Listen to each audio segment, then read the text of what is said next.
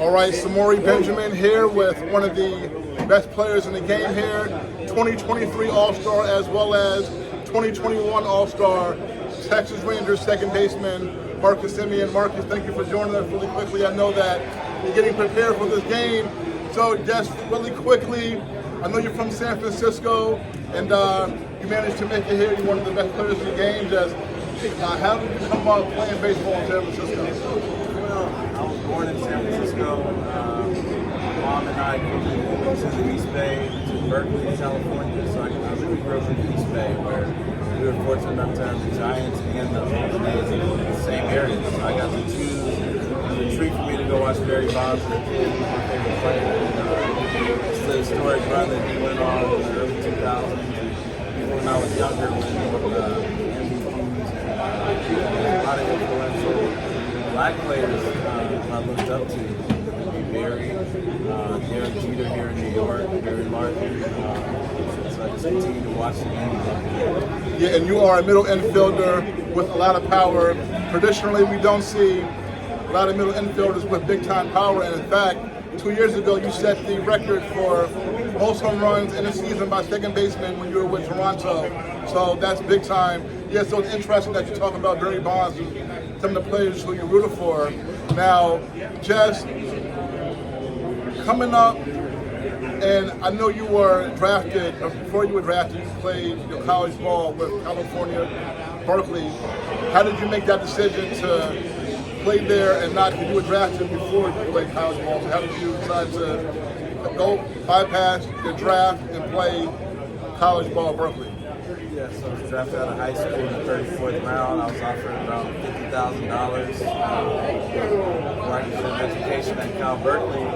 To get stronger, playing the Pac-10 at the time. It was pretty much a no-brainer for me. I was probably 165 pounds when I got drafted out of high school, and I left Cal probably 185 pounds. I got stronger, I got smarter, and the experience in the Pac-10 definitely got me ready for A-ball.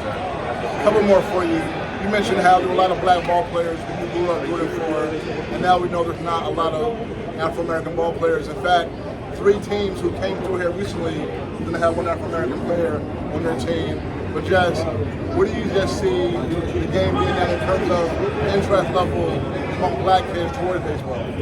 Well, it is a tougher road to get to the major leagues. I think if you look at the other sports where there are primarily black players in the league, like the NBA or NFL, you get drafted, you get a roster spot a lot of times. Baseball, you got to go through the minor leagues. Like you said, for me as a middle infielder, there's not a lot of us. Tim Anderson, myself. I think middle infield is more of a Latin player or white player position.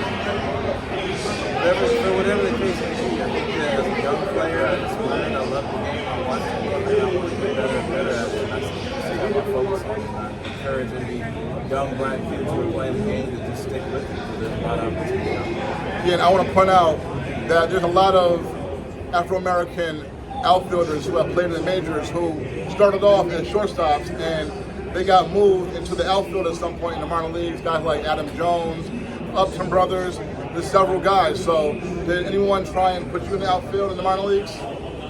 Well, I pretty much stayed in the infield. I played a little bit of outfield just to get my versatility right, but my focus was always on the infield. And I did have my struggles. Everybody's going to go through struggles, but I feel like it's the way you come back from it, the way you work every single day, because it will click one day. It usually takes experience, a little bit of failure, and then success to get you accomplished. So you played at Berkeley, you get drafted by the Chicago White Sox, you play your first 2 years with Chicago, then you get traded to Oakland, to back home, to where you're from. So what was it like to be able to get traded there and play back home? Yeah, it was crazy. You know, Oakland was a team who had some success, and they traded off a lot of their players, and that's how I got there. As a young player who had control. I played for 6 years there. When my parents got to watch me, a lot of family got to watch me play at the highest level. Not everybody gets to have that experience, so I'm definitely fortunate enough to be able to do that and play on playoff teams. Yes, and last two for Marcus Semien here.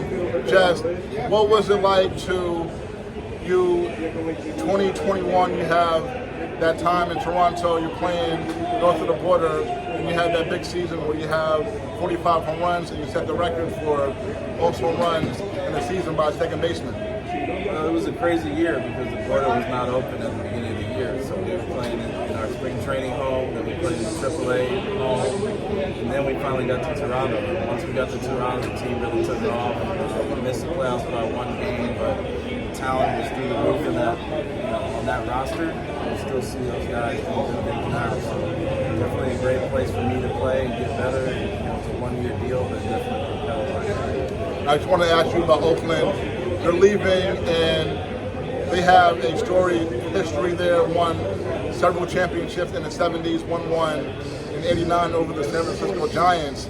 Just what do you, because from afar it seems like there's not a lot of support. I don't know, the Coliseum, people talk about how it's run down and they need a new ballpark and all that. And so they decided to move to Las Vegas, and people are sad. So just what are your thoughts just on Oakland moving, leaving that where you grew up? Yeah, it's sad. I think that what it ultimately came down to is not being able to get a new facility in the area. The city and the owner and the league just could not come together and get a good deal. I'm playing in Texas where they built a ballpark like that. They maybe didn't even need one. So it's tough spot for the East Bay. I'm hoping one day, if they do leave, that one day Oakland has an expansion team. One day we'll see what happens. The area needs to be big clubs in that area. I feel like it's such a big area. It's same as New York, same as Chicago, same as Southern California. There needs to be two teams in that area. Has it been cool playing in Texas? It's been great. It's a brand new stadium, good ball club. Ownership is on board. They want to win. That's all you can ask for. All right, everyone.